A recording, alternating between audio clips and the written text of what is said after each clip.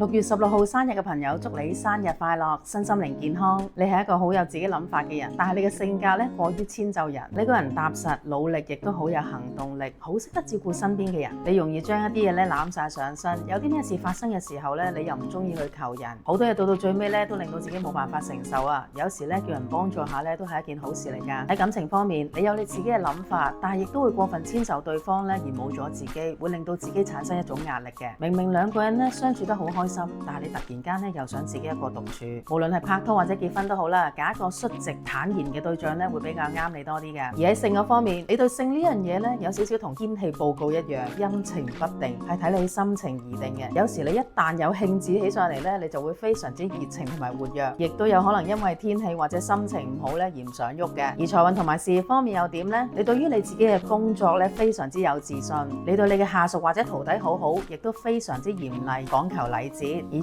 運方面，你一個具體而理智嘅理財方式，如果真係想財運提升嘅話咧，專注翻你自己嘅工作同埋事業，唔好沉迷一樣嘢，將好多錢擺落去嘅話咧，你成個財運咧就會穩健同埋會上揚噶啦。而你嘅生命課題係啲咩呢？你好容易陷入一種咧自己都唔知自己想點嘅情緒當中啊。點樣可以好好咁樣改善啦？除咗調節下自己嘅心情或者係心態，好好咁樣咧整理下自己身邊上邊瑣碎嘅物品咧，都係一個好嘅開始嚟嘅。